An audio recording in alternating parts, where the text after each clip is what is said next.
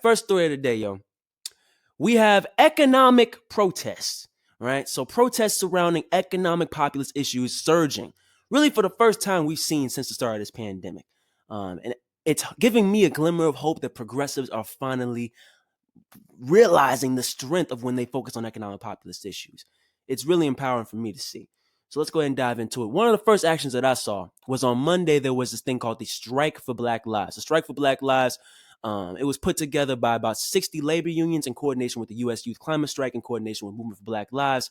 They came together and put together the Strike for Black Lives. Now, basically what it was is tens of thousands of workers. I think it was sparked in Oakland by the fast food workers there, but it spread to Boston, spread to San Francisco, and all the fast food workers, transportation workers, frontline healthcare workers, Amazon warehouse workers. They came out and striked. Some took a knee for about 8 minutes and 46 seconds in remembrance of George Floyd, RIP, brother.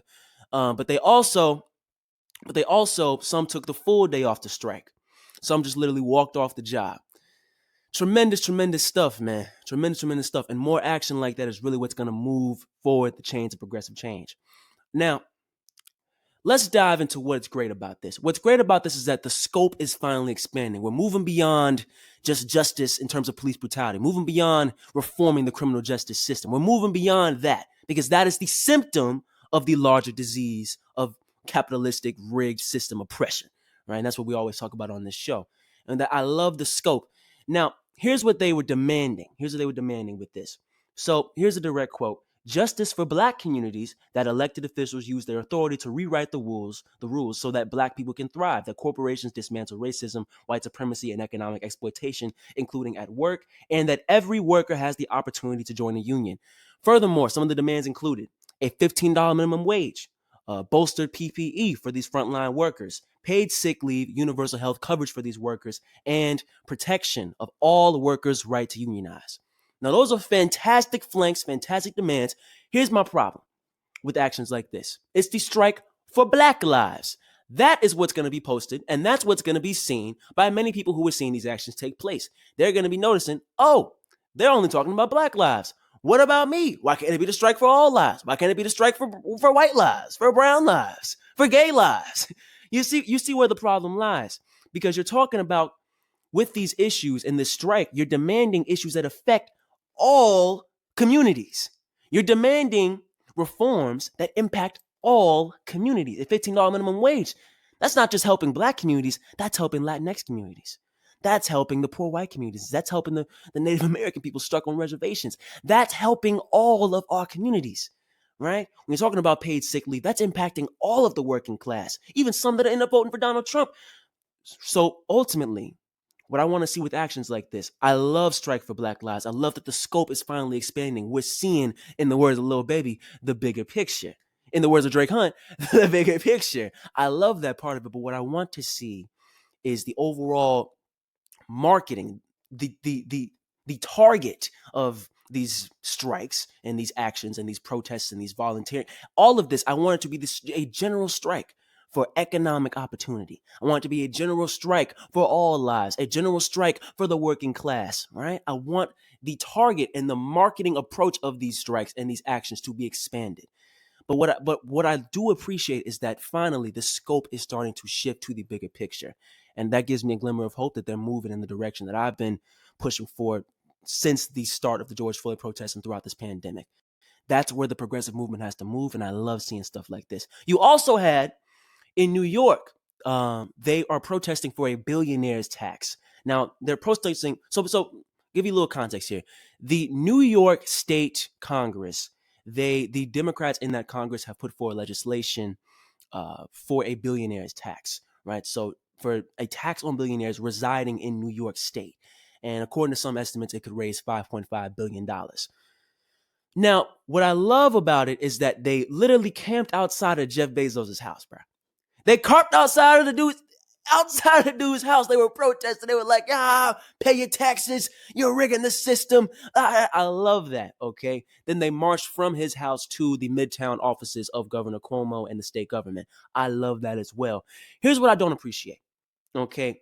Number one, we should be mobilizing for a federal level increase on the taxes of the ultra wealthy and the huge corporations. That should be priority, damn near number one for all of us mobilizing for Black lives, for economic rights, all of us protesting for progressive change. That should be at the one of the top flanks of our agenda and our demands. Number two, reality remains, and Governor Cuomo, he actually voiced opposition to these protests and to this proposal. And he said something that was correct. I don't think he came at this genuinely wanting to have increases on taxes on wealthy and huge corporations, but this is what he said. He said that in New York, it doesn't really help to put in a billionaire tax for you, New York, because reality is these are billionaires. Many of them could just uproot and go to New Jersey. Many of them could just uproot and go to Connecticut, right? They could just move across the river. That doesn't really fucking help.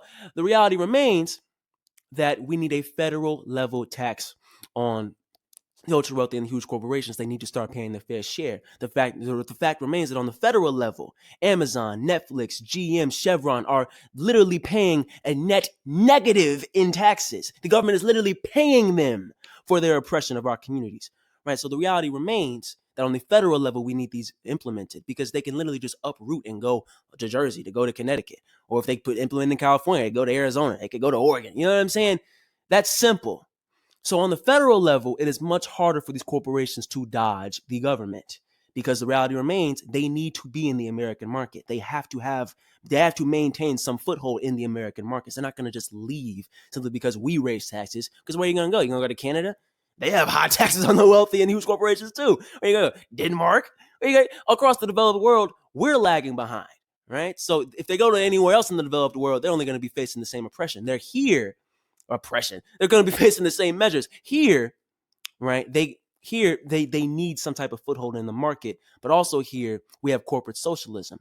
So if you unrig that type of system and you increase taxes on the huge corporations and the wealthy on the federal level, they got nowhere to go. So that's my criticism of that. And also another caveat there is that they were calling for these funds to be put into investment for undocumented communities and undocumented workers, bolstering their PPE and giving them healthcare protections and whatnot. I support that, absolutely. I support a path to citizenship. I support comprehensive immigration reform. What I do not support is that if you're going to be mobilizing for a billionaire tax, why market it saying you're only going to give the benefits of that to undocumented workers? Why not say we're going to give it to all workers?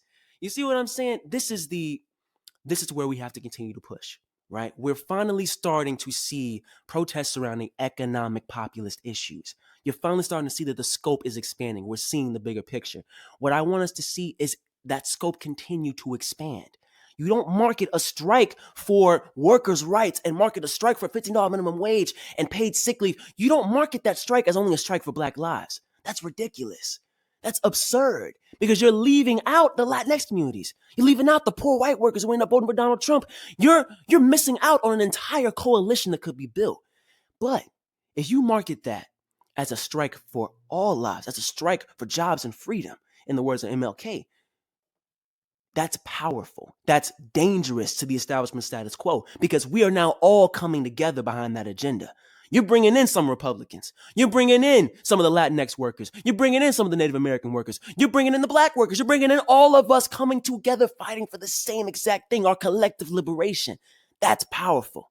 And if you think that marketing a strike for all lives and a strike for work, jobs and freedom would not work, you have another thing coming, buddy. Because MLK, all the talk about the civil rights and the surface level culture crap, yes, we had the Civil Rights Act passed.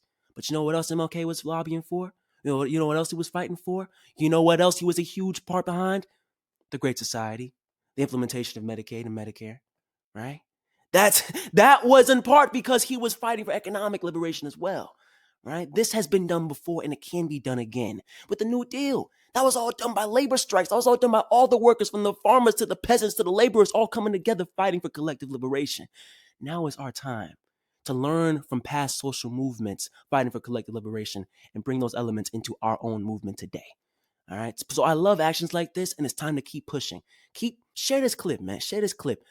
We're all coming at the same thing. We all want the same exact reforms. We all want the same agenda. So why not market it as a comprehensive solution instead of one only focusing on one group?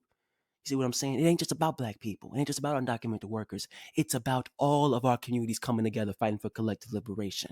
That's really the solution. That's the common ground. That's how we create, right? An America that works for all communities. All right. So collective liberation is the key. I'm gonna keep pushing that over and over. Listen.